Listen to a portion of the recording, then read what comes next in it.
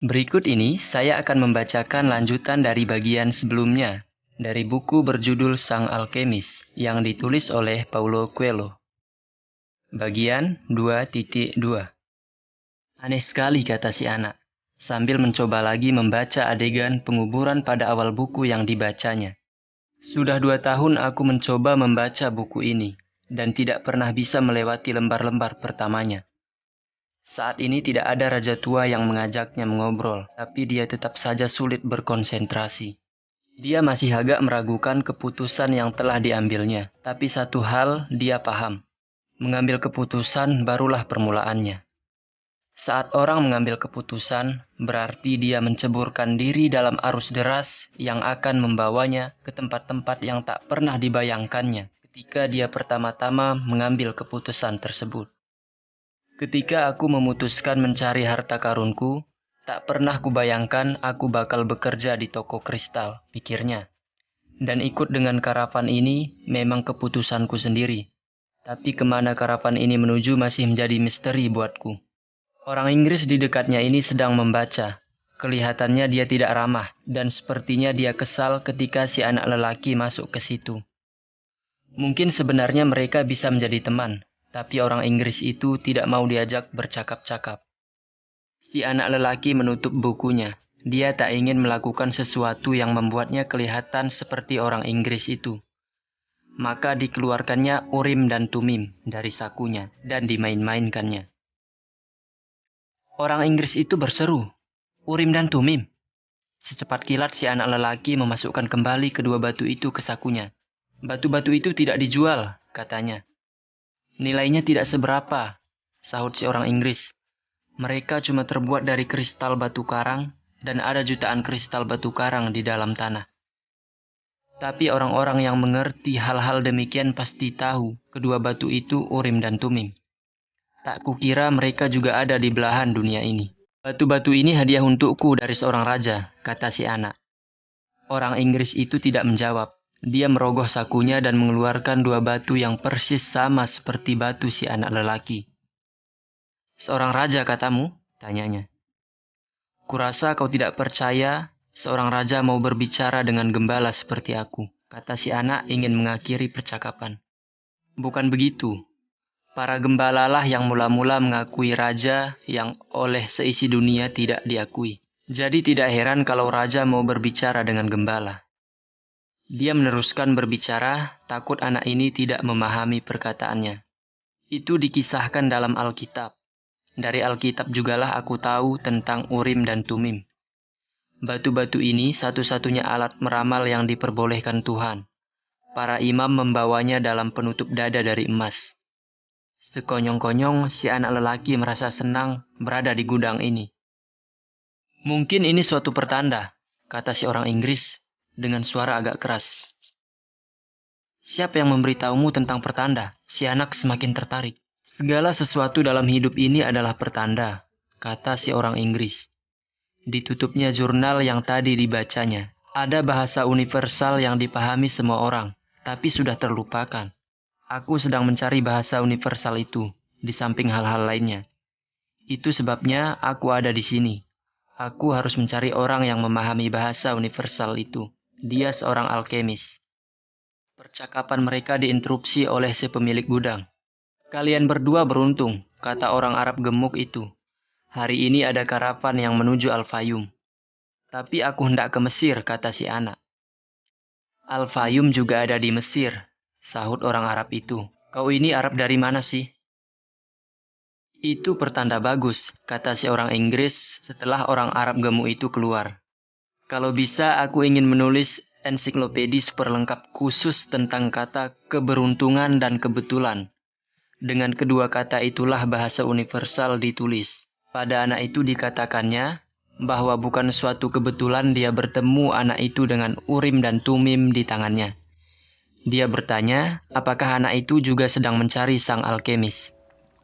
"Aku mencari harta karun," kata si anak yang segera menyesali ucapannya. Tapi orang Inggris itu kelihatannya tidak terlalu menaruh perhatian. Boleh dikatakan aku juga begitu," katanya.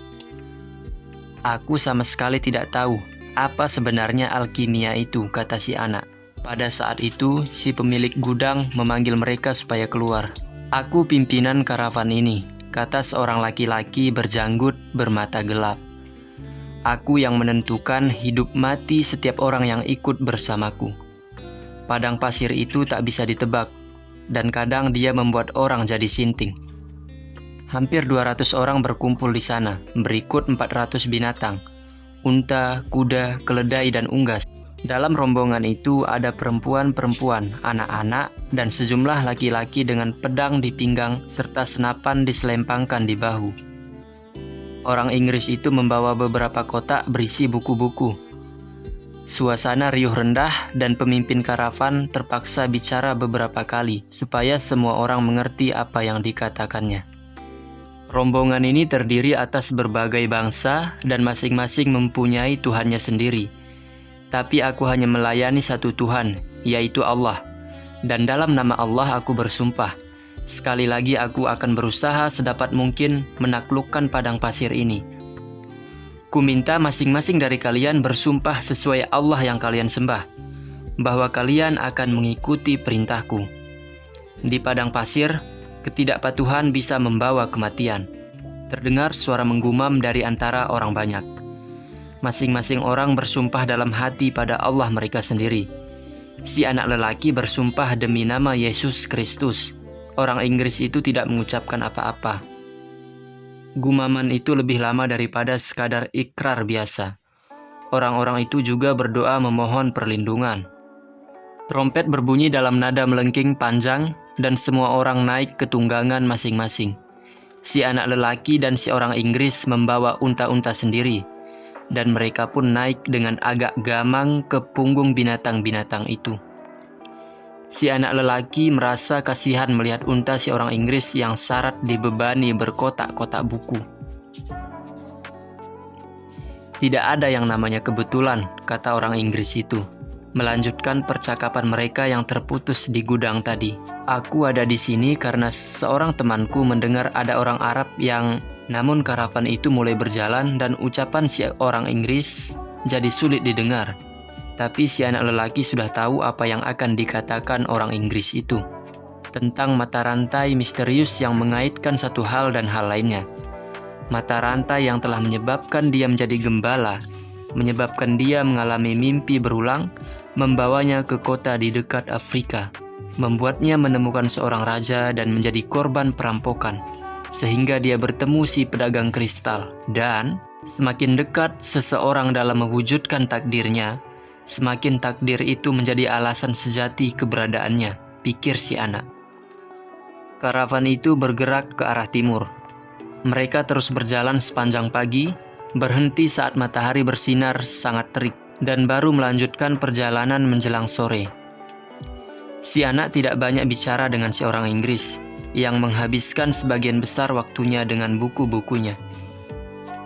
Dalam diam, anak itu mengamati kemajuan perjalanan rombongan binatang dan manusia ini melintasi padang pasir. Sekarang segalanya sangat berbeda daripada saat mereka baru memulai perjalanan. Waktu itu suasananya kacau balau dan bising oleh tangisan anak-anak kecil serta erangan binatang-binatang. Belum lagi perintah-perintah bernada gugup yang dilontarkan para pemandu dan saudagar. Tapi di padang pasir yang terdengar hanya suara angin yang tak ada putusnya, serta detak langkah binatang-binatang. Bahkan para pemandu unta pun tidak banyak berbicara di antara mereka sendiri. Aku sudah berkali-kali melintasi pasir ini. Suatu malam salah seorang pemandu unta berkata, tapi padang pasir ini luas sekali dan cakrawalanya begitu jauh, hingga orang merasa kecil dibuatnya, dan seolah-olah dia harus berdiam diri saja. Secara intuitif, anak itu mengerti maksud perkataan orang tersebut, meski dia sendiri belum pernah menginjakkan kaki di padang pasir. Setiap kali melihat bentangan laut atau amukan api, dia selalu terdiam, terpesona oleh daya kekuatan mereka. Aku sudah belajar banyak hal dari domba-dombaku, juga dari kristal itu, pikirnya. Berarti aku juga bisa belajar sesuatu dari padang pasir ini. Padang ini kelihatan tua dan bijak. Angin tak kunjung berhenti bertiup, dan anak itu teringat hari ketika dia duduk di benteng di Tarifa, menikmati embusan angin di wajahnya. Angin itu mengingatkannya pada wol-wol yang dihasilkan domba-dombanya. Domba-dombanya yang sekarang sedang mencari makanan dan air di padang-padang Andalusia seperti biasanya. Mereka bukan lagi domba-dombaku, katanya dalam hati tanpa rasa nostalgia. Mereka harus membiasakan diri dengan gembala mereka yang baru, dan barangkali mereka sudah melupakan aku. Baguslah, makhluk-makhluk yang suka berkelana seperti domba-domba itu sudah belajar melupakan dan jalan terus. Dia teringat putri pedagang itu, dan yakin gadis itu mungkin sudah menikah. Barangkali suaminya tukang roti, atau gembala lain yang bisa membaca dan menceritakan kisah-kisah menarik padanya. Bagaimanapun, mungkin dia bukan satu-satunya gembala yang bisa membaca. Tapi dia merasa senang dengan kemampuannya memahami secara intuitif ucapan si pemandu unta tadi. Barangkali dia juga mulai belajar bahasa universal tentang masa lalu dan masa kini semua orang. Firasat, menurut istilah ibunya. Anak itu mulai memahami bahwa intuisi sebenarnya adalah peleburan jiwa dengan begitu saja ke dalam arus kehidupan universal, di mana sejarah semua manusia saling terkait. Dan kita bisa mengetahui segalanya sebab segalanya telah tertulis di sana. Maktub, kata si anak, teringat ucapan pedagang kristal itu. Padang pasir itu kadang hanya berupa bentangan pasir. Kadang ada bagian-bagiannya yang berbatu karang. Kalau terhalang batu besar, rombongan mereka harus memutarinya. Kalau ada wilayah luas yang berkarang, mereka harus memutar hingga jauh. Kalau pasirnya terlalu halus untuk diinjak binatang-binatang, mereka mencari bagian yang pasirnya lebih padat. Di beberapa tempat, tanahnya tertutup garam dari danau-danau yang sudah kering. Binatang-binatang biasanya mogok di tempat-tempat demikian. Dan para pemandu terpaksa turun dan mengangkut sendiri barang-barang bawaan mereka melewati tempat berbahaya itu. Kemudian barulah memuat kembali barang-barang bawaan ke punggung unta-unta. Kalau ada pemandu unta yang sakit atau meninggal, rekan-rekan mereka menarik undian untuk memilih pemandu unta yang baru. Akan tetapi semua ini terjadi karena satu alasan mendasar. Seberapa sering pun mereka memutar dan menyesuaikan diri, karavan itu bergerak ke arah titik kompas yang sama. Setelah semua rintangan diatasi, mereka kembali pada jalur semula, berpedoman pada bintang yang menunjukkan lokasi oasis. Saat melihat bintang yang bersinar di langit pagi hari, orang-orang tahu bahwa mereka berada pada jalur yang benar, menuju tempat yang ada airnya, pohon-pohon palem, ada tempat berteduh, dan manusia-manusia lain. Hanya si orang Inggris yang tidak menyadari semua itu, sebab hampir sepanjang waktu dia begitu asyik dengan buku-bukunya sendiri. Si anak lelaki juga membawa bukunya, dan dia sudah mencoba membacanya pada beberapa hari pertama perjalanan. Tapi ternyata dia lebih tertarik mengamati karavan mereka dan mendengarkan suara angin. Setelah lebih mengenal untanya dan menjalin hubungan lebih akrab dengan hewan itu, dia pun membuang bukunya. Meski dia percaya bahwa setiap kali membuka bukunya, dia akan mempelajari hal penting. Dia memutuskan buku itu hanya beban yang tidak perlu. Dia pun menjadi akrab dengan pemandu unta yang ada di sampingnya. Di malam hari, saat mereka duduk mengelilingi api unggun, si anak menceritakan pada orang itu petualangan-petualangannya ketika menjadi gembala. Suatu kali, ketika mereka sedang bercakap-cakap, pemandu unta itu menceritakan kisah hidupnya sendiri. Dulu aku tinggal di dekat El Kairum, katanya. Aku punya kebun, anak-anak, dan kehidupan yang bakal begitu-begitu saja sampai aku mati.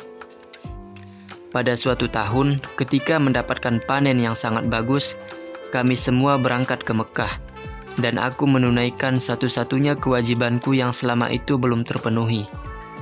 Setelah itu, aku bisa mati dengan bahagia, dan aku merasa senang karenanya. Suatu hari bumi berguncang dan sungai Nil meluap. Kupikir kejadian semacam itu hanya bisa menimpa orang-orang lain, tidak menimpaku. Tetangga-tetanggaku takut pohon-pohon zaitun mereka hilang tersapu banjir itu. Dan istriku takut kami kehilangan anak-anak kami. Aku mengira segala harta milikku akan hancur musnah. Tanah milikku rusak binasa, dan aku mesti mencari cara lain untuk menyambung hidup. Maka sekarang jadilah aku pemandu unta. Tapi malapetaka itu telah mengajariku memahami sabda Allah. Manusia tidak perlu takut akan hal-hal yang tidak diketahui, kalau mereka sanggup meraih apa yang mereka butuhkan dan inginkan. Kita takut kehilangan apa yang kita miliki, entah itu hidup kita, harta benda kita, ataupun tanah kita.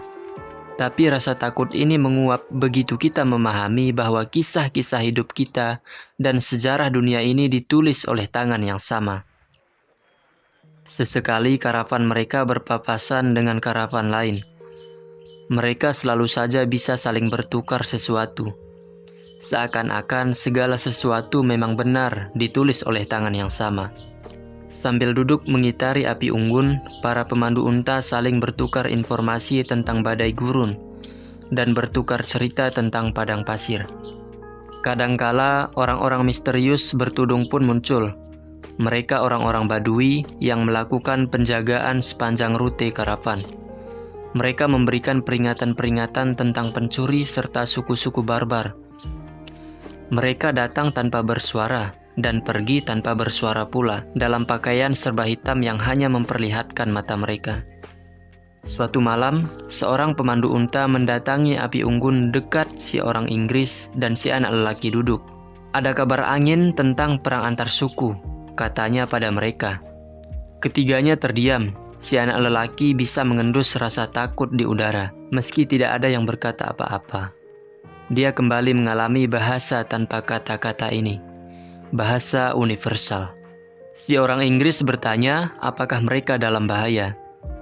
"Begitu kau menapakkan kaki di padang pasir, kau tak bisa mundur lagi," kata si pemandu unta.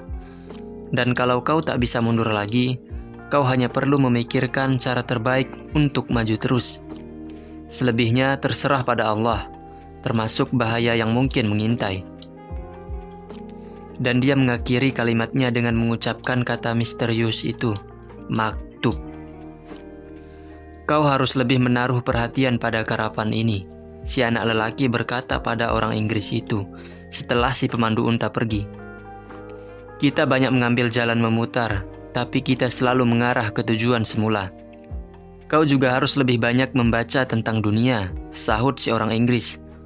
"Buku-buku bisa diibaratkan karavan juga dari sudut itu." Rombongan besar manusia dan binatang itu mulai berjalan lebih cepat. Sejak awal siang-siang hari selalu terasa sunyi. Tapi sekarang malam-malam hari pun saat para pengelana terbiasa mengobrol di seputar api unggun juga menjadi sunyi. Dan suatu hari, pimpinan karavan memutuskan api unggun tidak boleh dinyalakan lagi, supaya tidak menarik perhatian pada rombongan mereka. Di malam hari, para musafir ini membiasakan diri mengatur binatang-binatang membentuk lingkaran. Dan mereka tidur bersama-sama di tengah-tengahnya, agar terlindung dari dinginnya udara malam. Pimpinan rombongan juga menempatkan penjaga-penjaga bersenjata di pinggir-pinggir lingkaran. Suatu malam, si orang Inggris tak bisa tidur. Dia memanggil si anak, dan mereka berjalan-jalan sepanjang tanggul-tanggul di sekeliling perkemahan. Bulan bersinar purnama, dan si anak memaparkan kisah hidupnya pada si orang Inggris itu. Si orang Inggris terkesan pada bagian tentang kemajuan di toko kristal itu setelah si anak mulai bekerja di sana. "Begitulah prinsip yang mengatur segala sesuatu," katanya. "Dalam alkimia itu namanya jiwa dunia. Kalau kau menginginkan sesuatu sepenuh hatimu, saat itulah kau berada amat sangat dekat dengan jiwa dunia, dan ini selalu merupakan daya positif." Dia juga berkata bahwa bukan hanya manusia yang mendapatkan berkah ini. Segala sesuatu di muka bumi ini memiliki jiwa, entah itu mineral, sayuran, atau binatang, atau bahkan sekadar buah pikiran. Segala sesuatu di bumi ini terus-menerus bertransformasi, sebab bumi ini hidup dan memiliki jiwa. Kita bagian dari jiwa itu. Itu sebabnya kita jarang menyadari bahwa jiwa ini bekerja untuk kita. Tapi di toko kristal itu, barangkali kau menyadari bahwa gelas-gelas di sana pun ikut bahu-membahu membantu keberhasilanmu. Anak itu memikirkannya sejenak, sambil memandangi bulan dan bentangan pasir yang keputih-putihan. Aku sudah mengamati karavan yang melintasi padang pasir ini, katanya. Karavan dan padang pasir ini berbicara bahasa yang sama. Itu sebabnya padang pasir ini membiarkan kita lewat. Dia akan menguji setiap langkah kita, untuk melihat apakah kita melangkah pada waktunya, dan kalau ya, maka kita akan berhasil tiba di oasis itu. Kalau salah satu dari kita bergabung dengan karavan ini hanya berdasarkan keberanian pribadi, tanpa pemahaman akan bahasa itu, perjalanan ini akan terasa jauh lebih sulit. Mereka berdiri, memandangi bulan bersama-sama. Itulah keajaiban pertanda-pertanda, kata si anak lelaki. Aku telah melihat para pemandu unta membaca isyarat-isyarat yang diberikan padang pasir ini, dan bagaimana jiwa karavan ini berkomunikasi dengan jiwa padang pasir. Si orang Inggris berkata, "Sebaiknya aku lebih menaruh perhatian pada karavan ini, dan sebaiknya aku membaca buku-bukumu," kata si anak lelaki.